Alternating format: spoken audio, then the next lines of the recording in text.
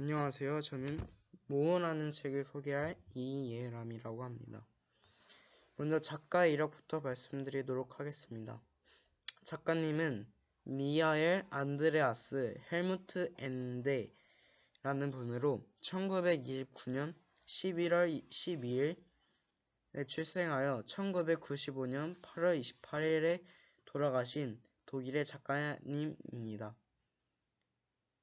바이렌 주의 최남단인 가르미 슈파르텐키르헨에서 태어나 슈투트가르트 근처에서 위암으로 사망하였습니다. 아동을 대상으로 한 판타지 문학으로 유명하고요.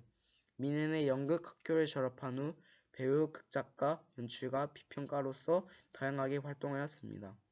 1960년 짐 크노프와 기관사 루카스, 1973년 동화소설 모모를 발표하여 독일의 청소년 문학상을 수상하였습니다.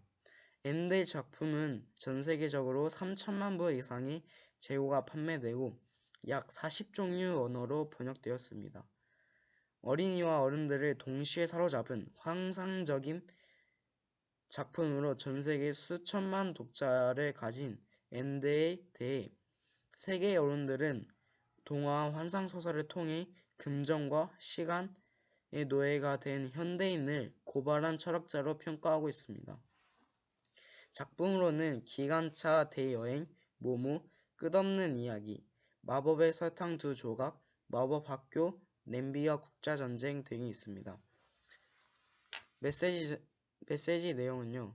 시간을 사용하고 시간을 살아내지만 그 어떤 시간이든지 어떻게 언제든 살아낼 수 있는 것이 아닙니다.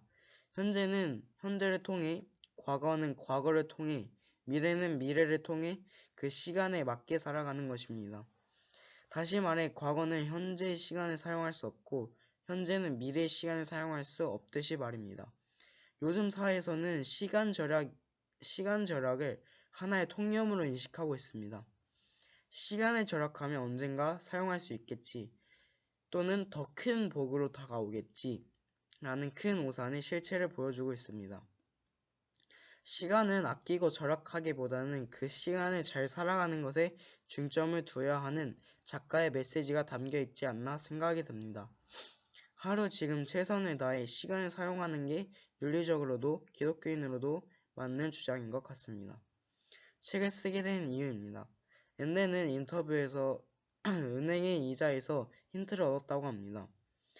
시간 도둑들은 시간을 저축하면 훗날 나중에 그 시간을 이자를 쳐서 마음껏 쓸 수 있을 것 같다고 유혹합니다.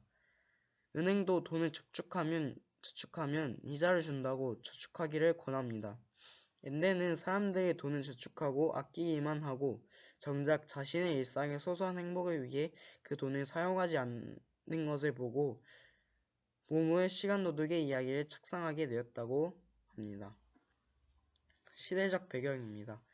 시간을 훔치는 도둑과 그 도둑이 훔쳐간 시간을 찾아주는 한 소녀에 대한 이상한 이야기라는 부제의 이 동화소설에 대하여 엔데는 이 이야기를 기차에서 우연히 만나 남자에게 들은 대로 기억에 따라 썼다고 저자 후기에 적었습니다.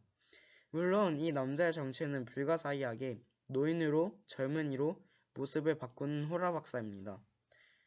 장미의 이름처럼 작가 서문이나 후기도 작품 속 세계에 간접적으로 포함되는 구조입니다. 정확히 명시되지는 않았지만 양차 대전 이후 고도성장기 이탈리아의 작은 시골 마을을 배경으로 하는 것으로 보입니다. 주제에 대한 해석입니다. 주인공 이름을 직접적으로 선정한 것을 보니 아마 이 모모라는 주인공이 초점을 맞추고 싶지 않았나 생각이 듭니다. 전반적인 느낌은 모모라는 소녀가 순수하고도 자신의 이야기를 사실적으로 또는 직접적으로 말하면서 아주 순수한 느낌이 들었습니다. 책의 구성 소개는 크게 1, 2, 3부로 나눠져 있습니다. 여기 보시면 이렇게 1부, 2부, 3부, 그리고 마지막에 저자의 말까지 크게 3부로 나눠져 있고요. 1부에서는 1장부터 5장까지 모모와 모모의 친구들인 배포, 기기의 소개, 모모가 사는 마을 배경을 설명해 주고요. 2부에서는 제6장부터 12장까지 구성되어 있고 회색 신사들의 나타남과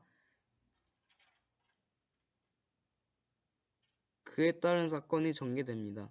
마지막 3부에서는 제13장부터 21장까지로 결말 부분을 담고 있습니다. 책의 줄거리입니다. 오래된 원형극장에 사는 모모라는 소녀의 이야기입니다. 모모는 특별한 재주가 있습니다.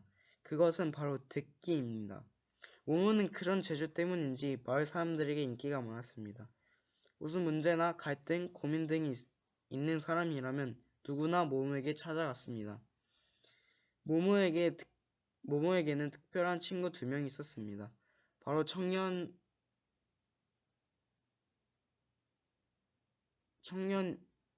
이야기입니다. 청년 이야기를 술술 잘하는 기기와 노인 청소부 배포입니다. 이들은 이제 시작되는 사건의 시발점이 됩니다. 언제부턴가 마을에 시간의 여유가 희미해져 가고 있었습니다. 그의 원인은 회색 신사들이었습니다. 회색 신사들은 어른들의 시간 저축의 명분을 가지고 어른들의 시간을 빼앗아갔습니다.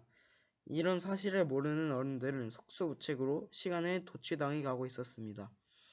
이 회색 신사들의 나타남을 듣기를 좋아하는 어린 소녀는 이런 악화되어 가고 있는 상황을 직감합니다. 이런 이유로 한 회색 신사가 모모를 설득시키려 시도합니다. 하지만 정작 자신이 설득을 당해버리면서 실패로 끝나게 됩니다. 모모와 회색 신사의 만남의 계기로 어린아이들을 모아 시위를 벌이게 되지만 그것도 역시 실패하게 됩니다.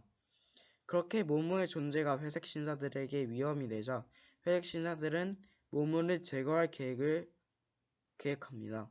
모모가 점점 위험에 빠지자 호라 박사는 거북이 카시오페이아를 통해 불러오게 됩니다. 모모는 호라 박사를 통해 회색 신사들의 정체를 알게 됩니다.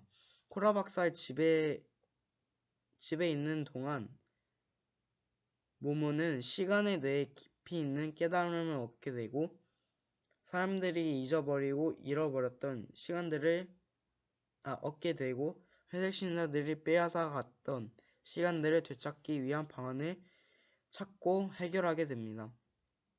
그제야 마을 사람들이 잊어버리고 잃어버렸던 시간들을 하나둘 찾게 됩니다.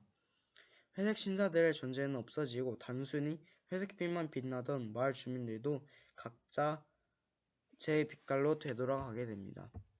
감명 깊은 부분을 소개하자면 모모가 여행을 떠나 호라 박사와 카시오페이아에게 가서 얻은 중요한 깨달음이 있습니다.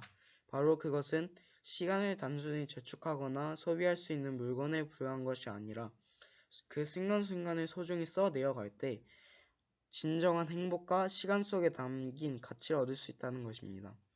이 모모의 깨달음의 내용을 보았을 때 시간에 대한 나의 태도를 한 번 더 되돌아볼 수 있어서 좋았던 것 같습니다. 이 책을 비평하자면 이 책의 메시지가 시간을 저축하는 것에 있지 않고 시간을 잘 사용하는 것에 있다는 저자의 메시지에 동의를 하고요. 시간이 지니고 있는 가치를 가치 있게 사용하고 있는가? 라는 질문을 던져볼 때 이 책을 더 공감하며 읽을 수 있다고 생각이 됩니다. 이 책은 대부분 모든 사람이 읽길 추천드립니다. 하지만 이 책의 어휘와 그런 문장 구성들은 어렵지는 않은데 이 책의 내용을 생각해 볼 때 어느 정도 수준의 이해도가 필요한 것 같아서 중학생부터 읽기를 권장드립니다. 시간을 다른 관점으로 보고 싶은 사람 또는 시간이라는 개념과 그 가치를 다시 기억하길 원하는 분들은 이 책을 한 번씩은 읽어보시길 원합니다. 이 책을 추천하는 이유는 시간을 다른 관점으로 볼 수 있고 뿐만 아니라 어떤 것을 볼 때 다른 관점으로 볼 수 있는 비판적 사고력이 향상될 것입니다. 이상으로 우문라는 책을 소개 마치도록 하겠습니다. 네, 마치도록 하겠습니다. 감사합니다.